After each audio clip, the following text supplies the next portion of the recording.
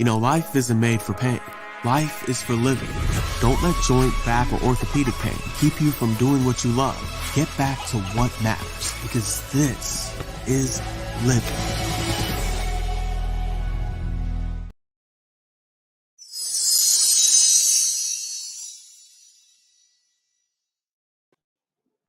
Oh, hello, everybody. What's going on? My name is Nick Walker. It is nice to be here with you today on Playville Video.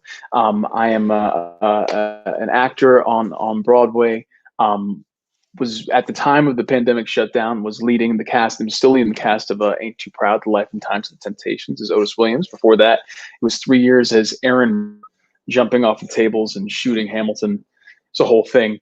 But I am so pleased and excited to be kind of leading this wonderful panel today, talking with these amazing doctors from Rothman Orthopaedics. We have Dr. Melody Ruvish, a practicing physical medicine and rehabilitation doctor in New York, and Dr. Megan E. Bishop, a fellowship-trained orthopedic surgeon specializing in sports-related injuries of the knee, shoulder, and elbow. It is so lovely to see you both. How are you doing today? How are things going in this crazy COVID time? Hey, Nick, it's so nice to see you. I actually saw you earlier this week. You had a few cameos, maybe in front of Macy's and in front of a kind of sparkly tree. Yeah, you sound pretty good. Well, and this is why I'm so excited to talk to you, because we did Macy's Day for Ain't Too Proud, and we also did the Christmas tree, as you said, and we have another one coming up. So I'm in a show right now, which is like easily, I was never trained in dance. I was a Shakespeare major going to college. The show that I'm in currently is like physically an insane show. And so like the chance when they were like, the chance to talk to two people who like can help you take care of your body, I was like, that sounds amazing. And I think all of us kind of in the Broadway community are always looking to hear more about what it is that you do, because you guys are really the people who keep us up there, keep us safe, and keep us going. So just happy to be talking with you guys today. So if you don't mind, let's just get right into it. Just in terms of, the performing arts in general, right? As artists, we have needs that are specific to the shows we're doing. For Ain't Too Proud specifically, it's, I know that we're dealing with a lot of lunges. There's like all of our knees are just like, I bought the Normatec boots, and I'm using those every night that I'm in the show. Like it's all quads and adductors and ITs. But this leads me to this question, which is, how would you specifically treat a performing artist when they come to see you? What makes treating a performing artist different than, say, a basketball player, say a football player? What kind of are the differences there? And either of you, please. I can start, Nick. Thanks for the question. That is a great question. We obviously, as orthopedists, treat all sorts of different athletes, from performing artists, basketball players, and everybody presents with different types of injuries.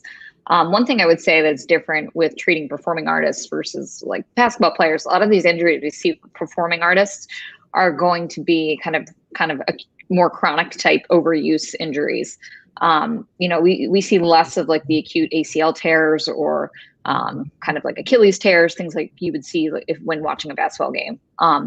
So a lot of the performing artist injuries are developing over a long period of time, because you guys are performing the same types of activities pretty much every day, all day long, for weeks at a time, for months at a time. So you're going to develop your overuse type strains, tendinopathies, and injuries like that. So we take that into account when treating you guys, and we know that we need to keep you able to perform, even if you're, in some kind of type of discomfort. The goal is to keep you on the stage and being able to perform without much discomfort, with the knowledge that, you have tough schedules that you've got to maintain.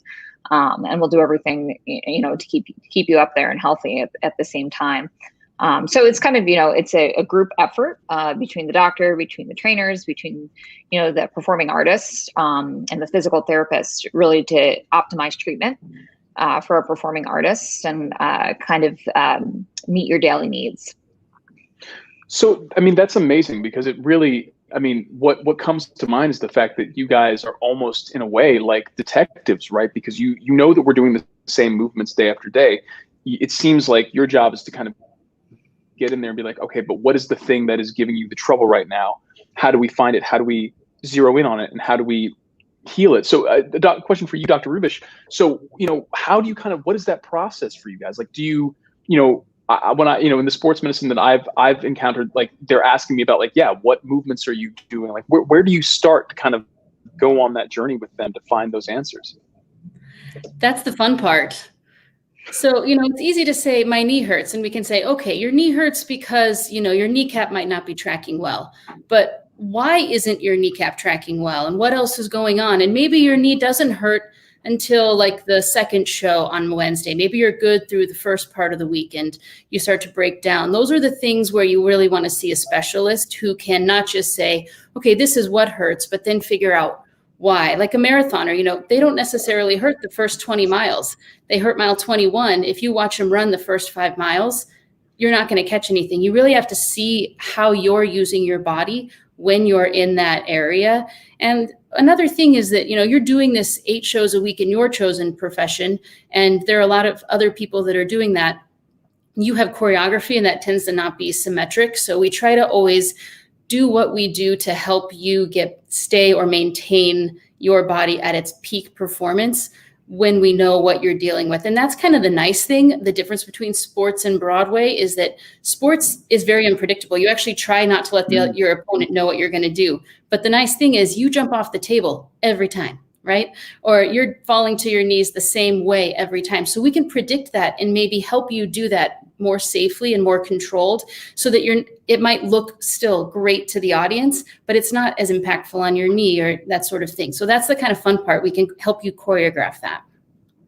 Well, and it's so funny you said that, because one of the things I was thinking of is like, have you guys ever been in a situation with the creation of a show, right? Because I feel like these are things that we could be doing from the first time we get in the rehearsal room, looking at ways to kind of, okay, I know that you want this. How do I do this safely? Like, when you find the performers come to you guys, is it often after the show is running, or is it in rehearsals, or both? Is that like, do you guys kind of find that it's either way?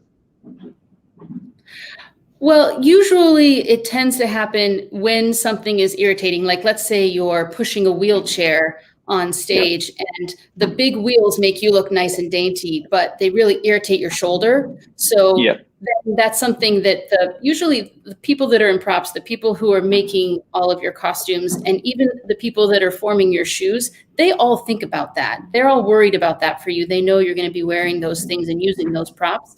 But certainly if they want you to jump off of a table that's 5 feet every night as opposed to 3 feet, they think about those things. So they tend to bring us in when something maybe isn't helping, and then we can help troubleshoot. But you really, like Megan said, you have such a good team around you. We just sort of add a separate perspective. It's not like we're needing to initiate things so much as maybe help problem solve with your team that's already in place. So let's get a little more specific about that problem solving. So I want to talk a little bit about the biomechanics optimization for performing artists, and specifically how you guys go in and address what is wrong and why it went wrong. Like what so now, somebody's come in, they say on the 3rd or 4th show, it's feeling like this. What is the treatment plan? How do we treat it? How do we prevent it from happening? So, that's a great question. It's kind of the crux of what we're trying to do to keep everybody healthy. So, it depends. Say the performer is having pain mostly in the right hip, and we kind of zero in on that. So in our examination of the patient in clinic, we're going to ask questions about the clinical history. At what point of the show is it bothering you? What motions are bothering you the most? And as like Melody said before, is it during, the 3rd or 4th show of the week, or is it bothering you the entire time? Did it occur on an acute type event, like, a jump or something like that, and you felt something pull, or is this something that's kind of developed more gradually? So using those kind of cues from the clinical history are kind of where we start. And then in clinic, we usually always get imaging of patients. So if patients coming in with right hip pain, we'll get a right hip x-ray to start with, just to make sure, especially in performing artists, things like that there's no evidence of any kind of stress fracture or something like, more major that could be a more serious injury. And then, and at that point, the physical exam is very important, comparing symmetries between sides, looking for any biomechanical differences that could be overloading that joint compared to another. So, specifically in, the pelvis, sometimes, people describing on right hip pain will have very tight hip flexors, and that can end up on overloading your hamstrings. There's a lot of cues that we look for that we can kind of tell, be able to help guide our treatment. And then, eventually, if it really does seem like it's a more serious injury, we'll send a patient for higher imaging, like an MRI or something like that, really to get down to the crux of it. But, a lot of it we can tell just based on clinical history, or physical exam. And then, the whole biomechanical chain is related. And once we kind of get down to the crux of the issue, working with a physical therapist to kind of narrow down those exact movements and, try to work through strengthening and stretching and things like that, and modalities to be able to make it, the injury improve over time. I love that, Dr. Bishop. And it really, personal for me. So when I was in, doing Hamilton, the, like you were saying, Dr. Rubish, the jumping off the table, that was every night. Room where it happens is that table jump. And the thing is, it's this kind of thing that you do in rehearsals and you're like, oh my God, this is amazing. It's such an amazing moment in the show and blah, blah. But then you remember that like you're 6'2" and you got to do it 8 shows a week. And like, and also we're not, I think that the other thing is, I'm not coming from sports. I had to kind of learn, fitness to be a part of this industry. So in terms of like landing correctly, like I'm landing with straight legs for like like just not thinking to squat, So it really is these types of things. I guess all this to say, my question to you, I remember the first time I got injured on that show, there was just such a fear. Do you know what I mean?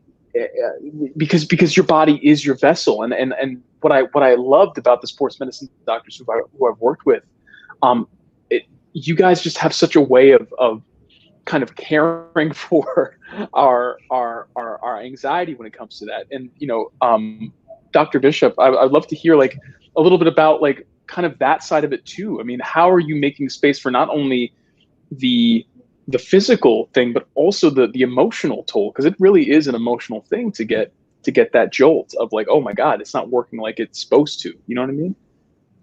For sure. And I mean, a lot of us that go into sports medicine go into it because we were athletes ourselves. So we completely understand the emotional and the connection and the importance of, being a performing artist or, performing in your sport and staying out there and staying healthy and performing at your best. So personally, I'm like a long distance marathon runner, and I've done that my entire life.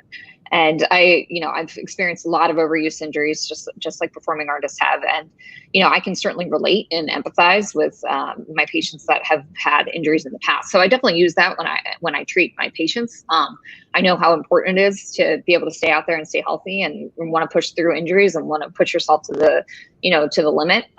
So I can take that into account when I treat my patients. But, also on the other hand, you've got to know when you're kind of at the point where pushing yourself through an injury is going to lead to other problems, possibly overcompensation type problems and an injury elsewhere.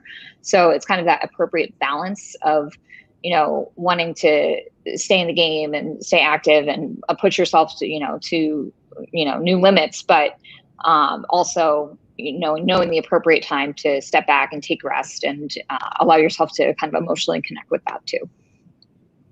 Yeah, Dr. Rubish, I would love to hear from you a little bit about that, about knowing that moment, right? Because that is just a very fragile moment when you're the moment when you have to tell someone like, hey, I don't think this is the injury that you work through. Do you mean I think this is the one that you take a step back? So what gets you there, A, and B, how do you handle that moment as the person who has to tell them like, hey, whether it's a week or 6 months, like we need you to slow down?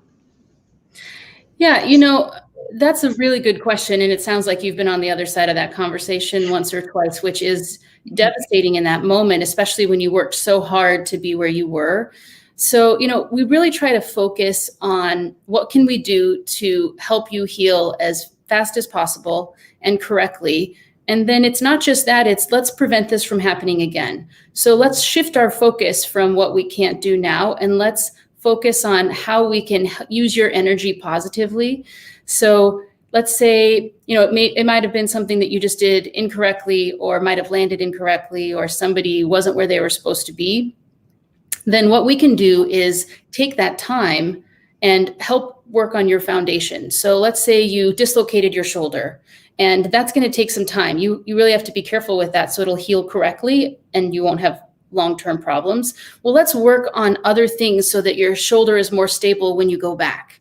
And let's also work on your scapular biomechanics and your posture and how you hold yourself.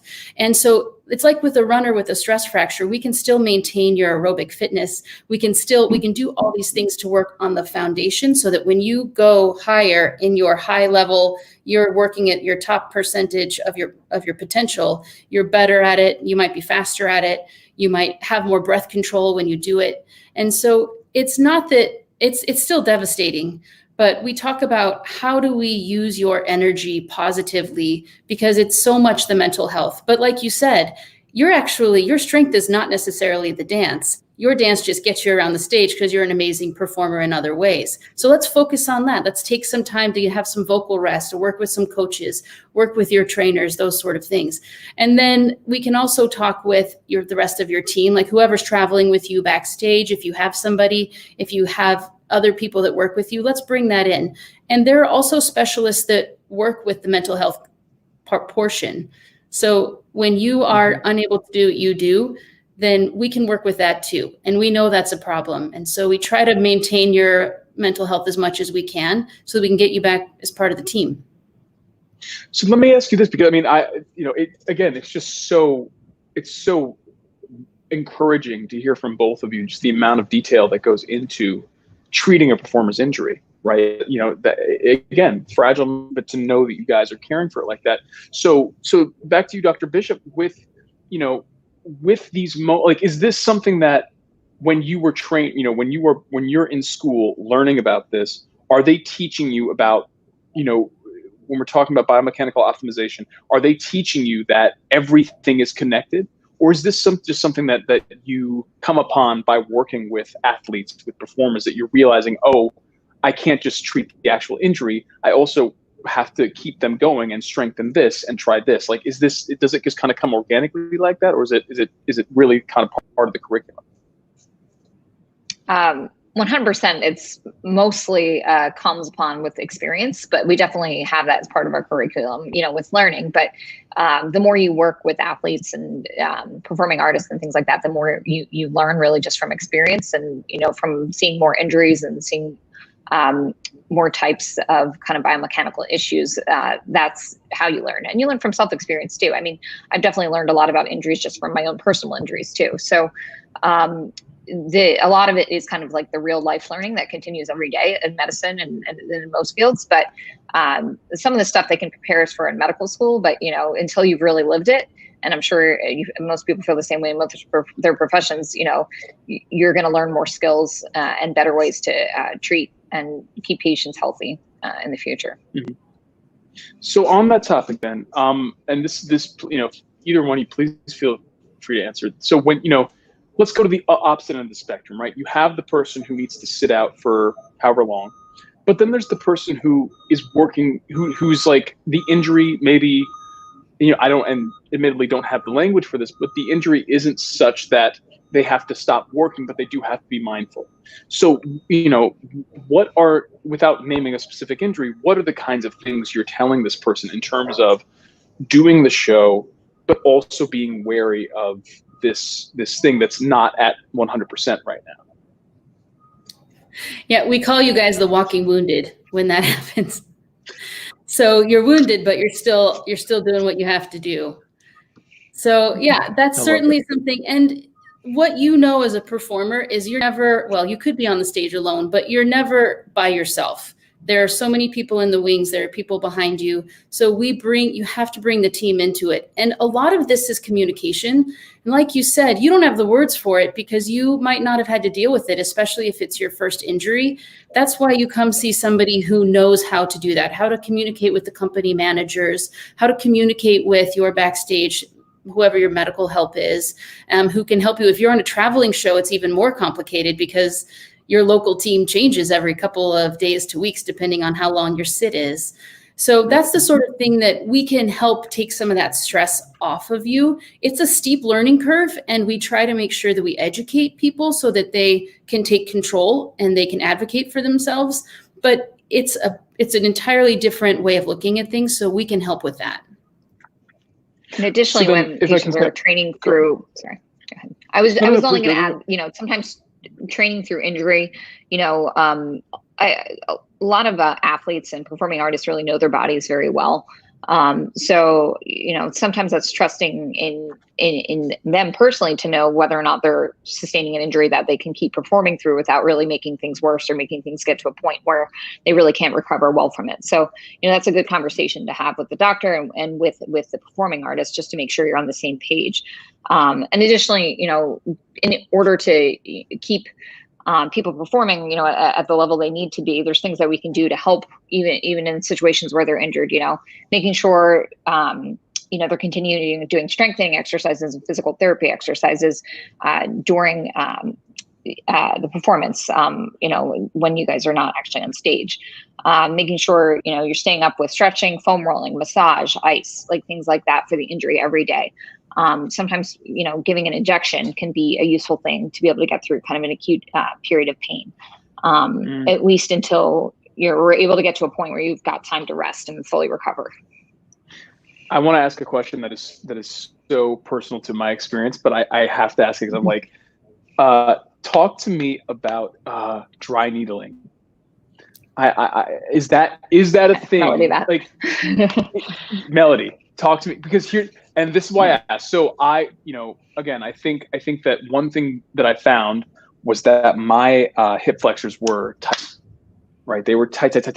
And it wasn't like, the PT that I had on Hamilton Tour and actually Hamilton Broadway, both of them were two of the best PTs I've ever worked with in my life. And I trust them with my life. I literally was like, yeah, you guys are, and if they're watching right now, I hope you heard that. I trust you guys like wholeheartedly. Dry needling became like, I strangely loved, and I don't know if that's like a good thing. But it wasn't, we didn't use it often, but when we used it, it was just like a good quick fix. Right. So is it something that is useful? I've heard kind of both things, that like people who don't recommend it, people who do, like, and also please explain what it is, because I'm being terrible and not explaining what dry needling is. So yeah. Yeah, Megan punted that one to me because I do dry needling frequently. She's done it on me before. Yes, there we go. I wasn't going to share that one, but yes, it can be super effective. But like any intervention, it needs to be correct. It needs to be used correctly. So like you said, sometimes you wanted to get it done and maybe it wasn't the right move. And I might have known some of the people that were needling you, and that's a very common thing to do. The thing about needling is that it can help when you have those muscle restrictions. So for those of you who might not know what we're talking about, we say dry needling because we stick the needle into an area like a trigger point when part of the muscle is restricted and not allowing the muscle to move completely. It's not appropriate when the entire muscle is in spasm, but when most of the muscle is trying to work and you just have a few restrictions, then we can use this dry needling to try to mobilize that restriction. I call it a party trick because it doesn't fix the problem. It doesn't fix the cause of the problem. And it tends to not work well in isolation. Athletes love it because you get a bit of an endorphin rush and it does release right away. But like when I used to work in college athletics, my athletic trainers knew I would not dry needle our athletes unless the athletic trainer told me that athlete was showing up for, like Megan said, their exercising, their rolling, their myofascial release, all of that, because that is what is actually addressing all of the biomechanical optimization that we need. And then the needling can be a bit of it can be helpful to kind of jumpstart that. Or like you said, you might have, when we think about an injury, there's two things to think about. Did you get injured because you weren't doing something right? Like the system wasn't perfect? Or do you have a perfect system and you're just overloading it with 8 shows a week, 52 weeks a year, and you're not there's a reason that you might be breaking. We have to talk about that. So sometimes what we do is we use that needling to sort of get you through, knowing that it's only adding to, it's just one of your things, like your boots, right?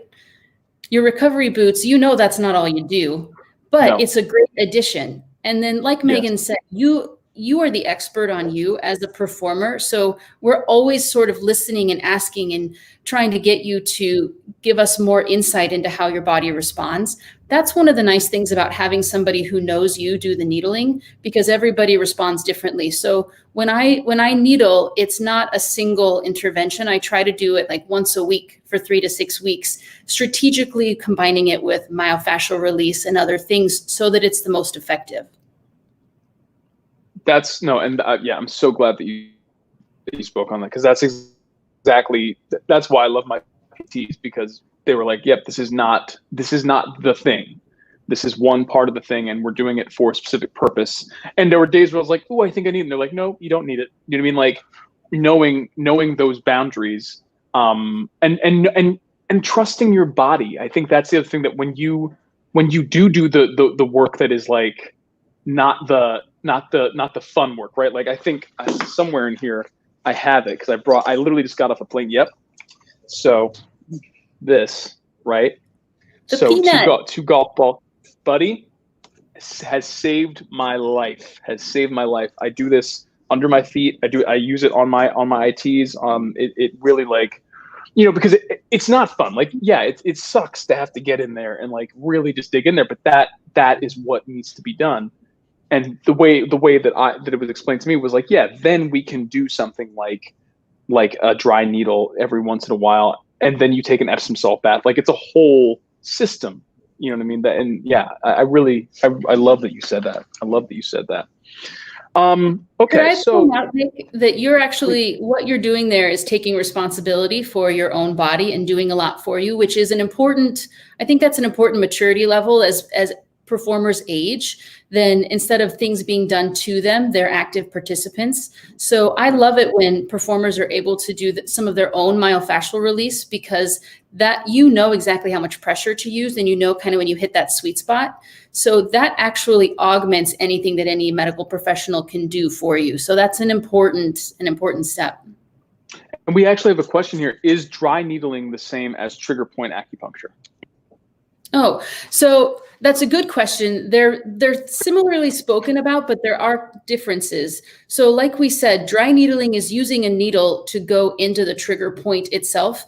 I call it it's kind of the down and dirty, go at the spot that's restrictive.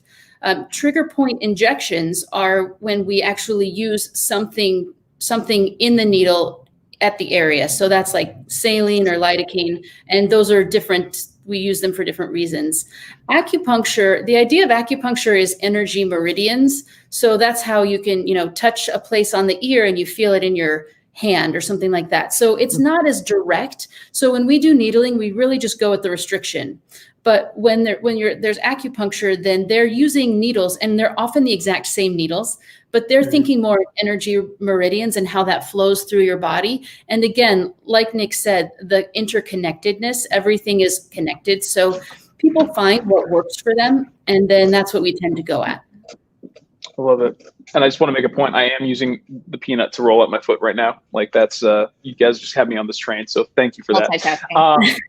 That's what you got to do. That's what we got to do. So let me ask you this, because right now, we're in this period where definitely for athletes, certainly for Broadway, right? COVID has impacted all of us, and we're sick of talking about it. We're here, but this is where we are, and we have to learn to live in this world. So my first kind of COVID related question with performers is, is there a certain type of injury that is maybe increased with performers in COVID times? Dr. Bishop, I would love to hear from you.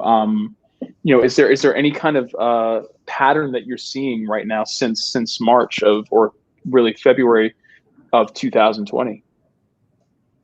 Yeah, I mean, a lot of the injuries that we've seen, kind of extrapolating this to professional sports and things like that, just because they've gone back from kind of the period of the lull period into competing again after kind of a long delay, is a lot more kind of acute muscle strains and tendon tears. Like looking at say the NFL, the first couple of weeks back of the season, without having a preseason and not having kind of the appropriate practice that normally these athletes would have. There's tons of hamstring strains, a much higher level of that. I think in the second week of the NFL, there was 7 ACL tears, which is definitely a higher number. So kind of predicting once Broadway kind of opens up again, just without having the typical kind of lead time, presuming if you don't have the typical lead time of practice as a group and things like that, I would expect to see kind of more muscle strains and things like that. And, the importance, this just kind of shows the importance of keeping up with your physical stamina and, your physical therapy routines, your strength routines all throughout this time period. Just to be able to help with injury prevention once you're back to your normal routine and normal performances. So then Dr. Rubish, let me throw it back to you then on that topic. Is there, obviously as we start to come, look at coming back and, there was, articles coming out, people are being a lot more optimistic about Broadway's return, and it's a wonderful thing.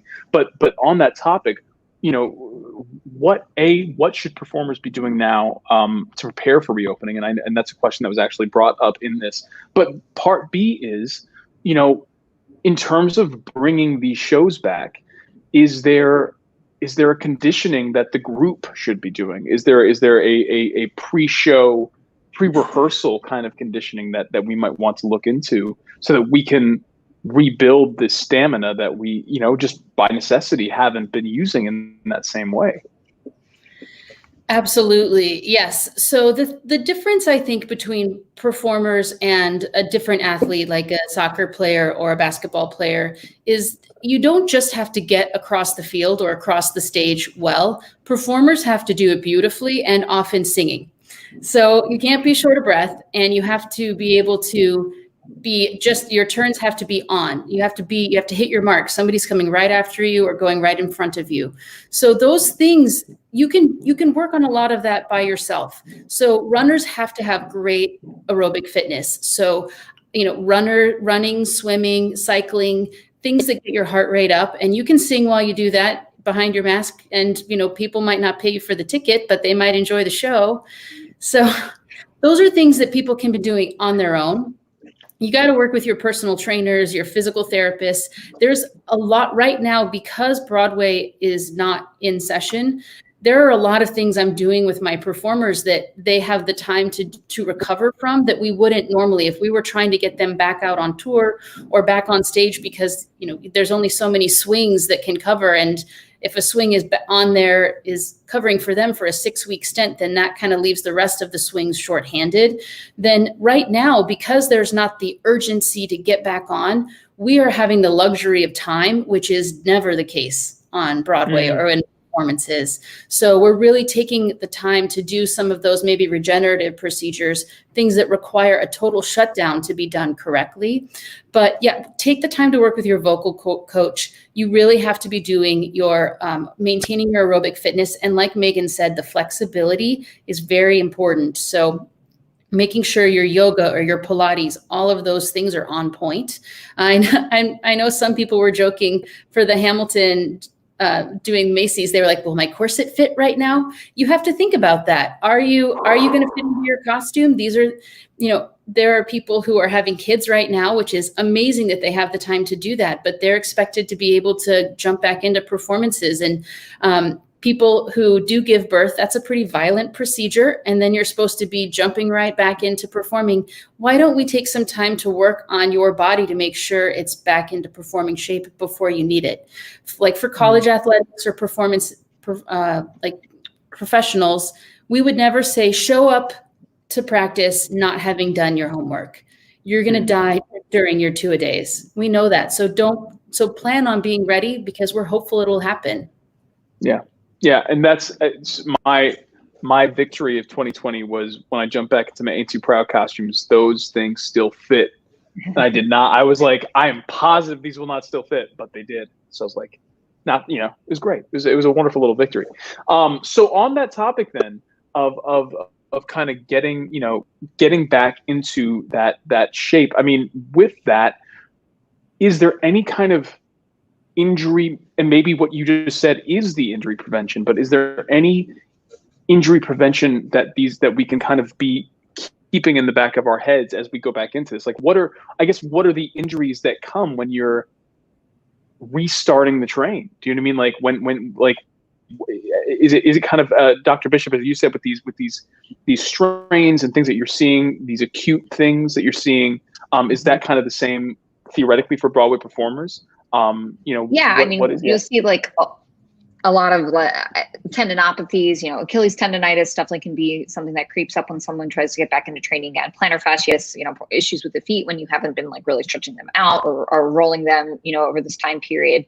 Having tight hamstrings and just general tightness in the lower extremities. So, for really trying to get into a program that helps maintain your cardiovascular fitness, but additionally kind of works on stretching and strengthening is important. And when we look at, say like ACL prevention for soccer players that are going to go back to a sport, it takes at least 6 to 8 weeks of doing an ACL prevention kind of strength program to really see any kind of neuromuscular adaptive change.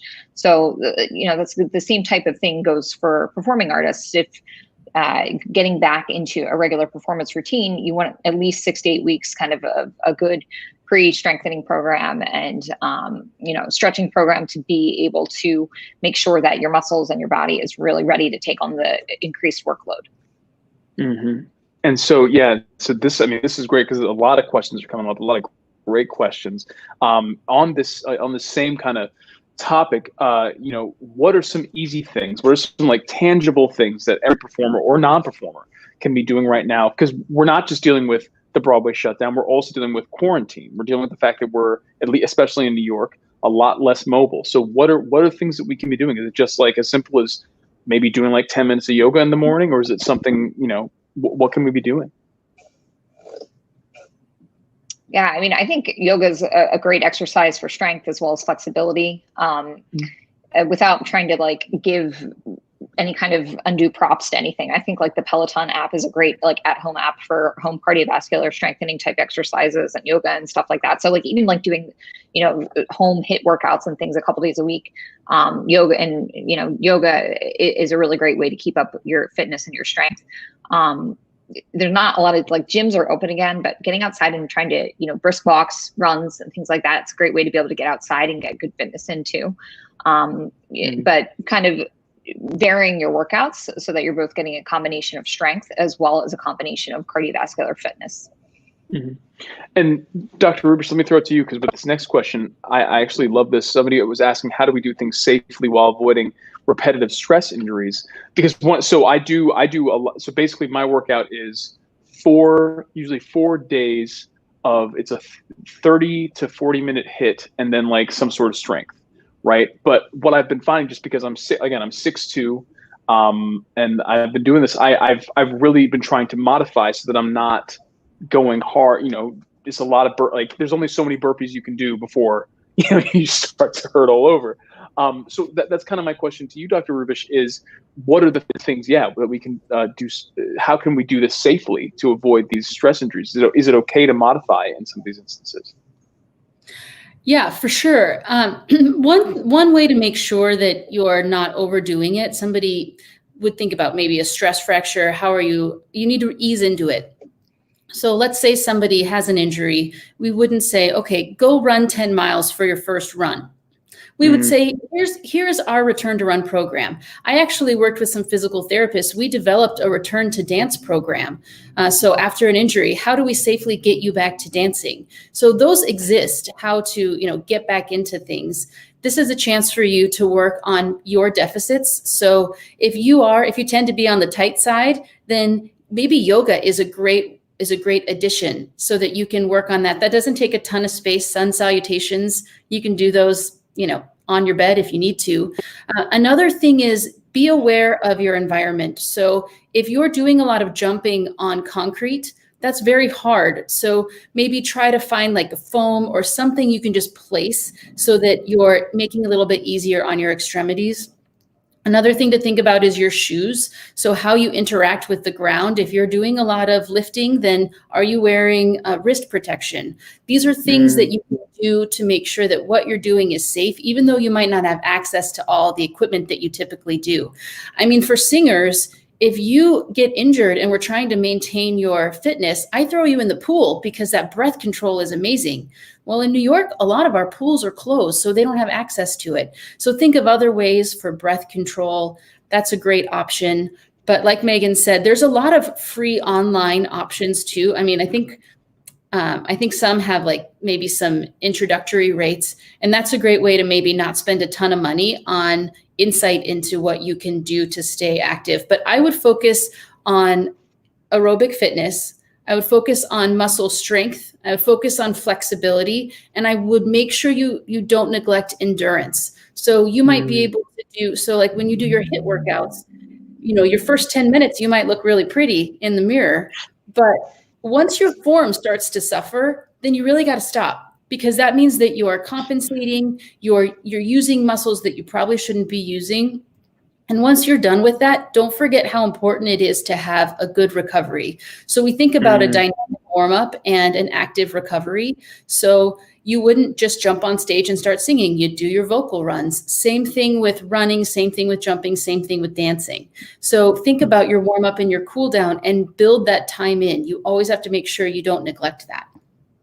And that goes to this. Somebody was asking, when I think you guys kind of inadvertently answered it, how do you think the long layoff will affect performers, you know, road back to 8 shows a week? But I think it's exactly that, right? This idea of starting to, we can decide how it affects us, right? We start incorporating these things now.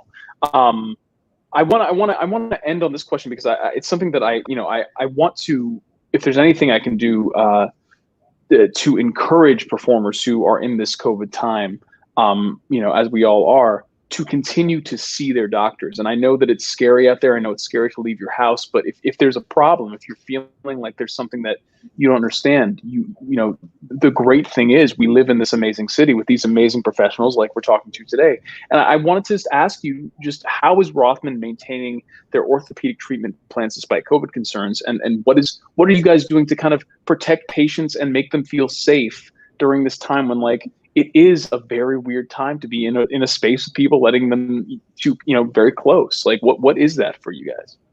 And let's start with Dr. Bishop, and then we can go back to Dr. Rubish.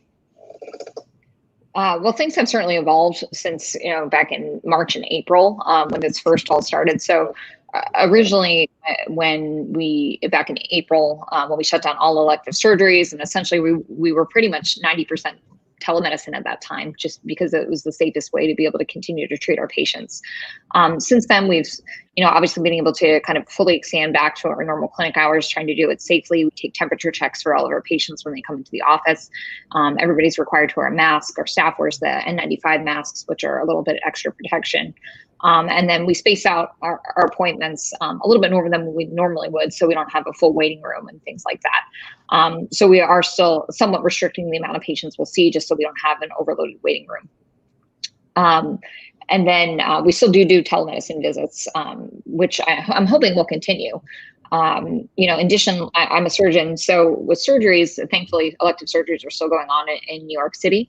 I know a lot of parts of the country are starting to shut down again, just due to kind of hospitals getting filled again and lack of PPE. But as of right now, we are still performing elective surgeries both in the inpatient hospital setting as well as in the outpatient setting. So, most sports injuries that I take care of are thankfully able to be performed at our hospital surgery centers that are in an outpatient setting. So patients don't need to stay overnight, and everything's done very safely in terms of COVID. Patients are pre-op tested. Everybody has to be negative for COVID prior to getting a surgery and things like that. So, we are still operations as is. We're taking care of our patients in the safest way possible. And now is not the worst time, as long as we have enough PPE and resources to take care of our patients, to consider, taking care of seeing a doctor, if you've had a nagging injury, getting an injection, or considering surgery. just because you do have the time to recover at this point.